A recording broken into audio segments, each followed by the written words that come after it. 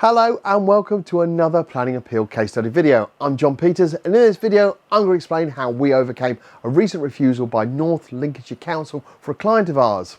This planning appeal was to overcome the refusal for an application for 3 new dwellings that was refused by the local authority North Lincolnshire Council Planning Department. Our client was initially booked in for a free no obligation consultation to run through the refusal reasons that had been used by North Lincolnshire Council and to evaluate if an appeal was viable or if an alternative option would be best suited for this case. The free no obligation consultation, which took around 25 minutes, found that this case was viable for appeal to the Planning Inspectorate, taking the decision process away from North Lincolnshire Council Planning Department. The case was refused by North Lincolnshire Council for the following reasons. The proposal would result in a significant adverse impacts on the quality of the built environment by creating a cramped form of development. Furthermore, it would be likely to result in inappropriate living conditions due to the cramped nature of the site.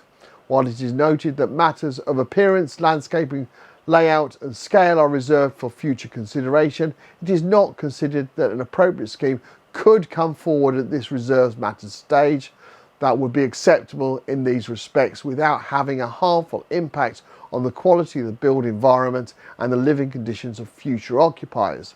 The proposal is therefore contrary to policies. The planning inspector stated that the issues issues that are in effect of this proposal are A, the character and appearance of the area, and B, the living conditions of the future occupiers of the proposal and the existing neighbouring occupiers of the appeal site.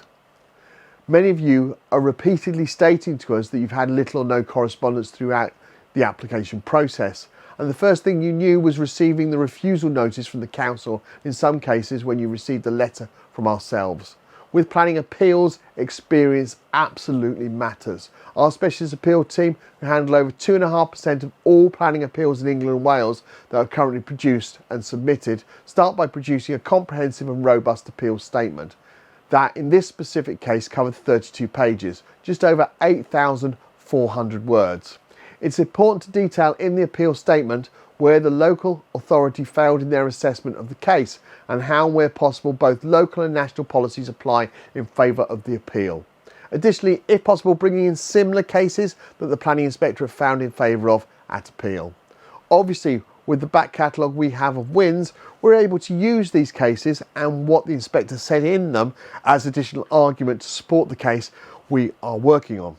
Once an appeal statement is completed, we send the document to our client, asking them to check that they are happy for us to submit the case.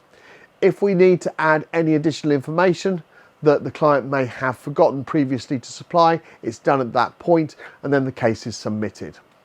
It's vitally important that all documents and responses are submitted on time throughout the process, as failure to do so will result in the appeals not being successful. Something we hear about often when people attempt an appeal for the first time. Always ensure you use a professional who has considerable experience of appeals. It is worth asking them for some recent successful planning appeal case studies like you'll find on our website. Due to the large number of cases we represent, we have a dedicated team that liaises with the Planning Inspectorate on a daily basis. Going back to this appeal in relation to the character and appearance, the Inspectorate decision states, given the shape of the appeal site and the upward end of the number of units proposed, any detailed design is more likely than not to include a dwelling within the rear portion of the site at the back of the land position. Such as arrangement is not uncommon in these areas, particularly how units facing Cherry Lane sit, in character terms, behind those on the high street. Plots and thus garden sizes are also mixed in their size and precise location relative to the unit they serve.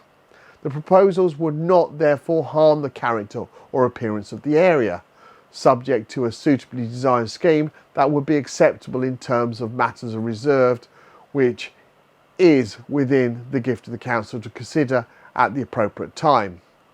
As such, there will be no conflict with policies. And in relation to the living conditions, the reasons for refusal uses ambiguous language. with regard to living conditions. However, it appears to be more substantive around the potential for a cramped nature of the site. However, I consider there to be sufficient space within the site to accommodate 3 dwellings without causing harm to the living conditions of the future occupiers of the dwellings. The proposed development would not therefore cause harm to the living conditions of future occupants of the proposal or those of existing neighbours.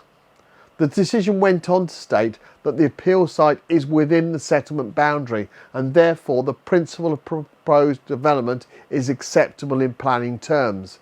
In addition, land ownership is a private civil matter and outside of the scope of this appeal to resolve.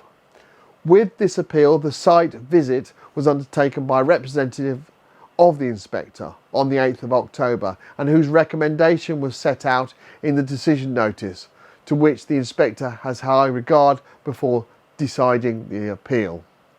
For this appeal, an independent planning inspector from the Planning Inspectorate made the decision. And we are pleased to confirm that the appeal was upheld and the permission granted on the 31st of October in a 4-page appeal decision notice. If you'd like to find out if we can help you with your planning appeal, complete our online form on our website www.planningappealsuk.com, and our new case support team will arrange for a free, no obligation consultation with one of our planning appeal assessment professionals. Thank you for taking the time to watch this planning appeal case study video, and I look forward to producing the next one very shortly. Thanks a lot. Bye.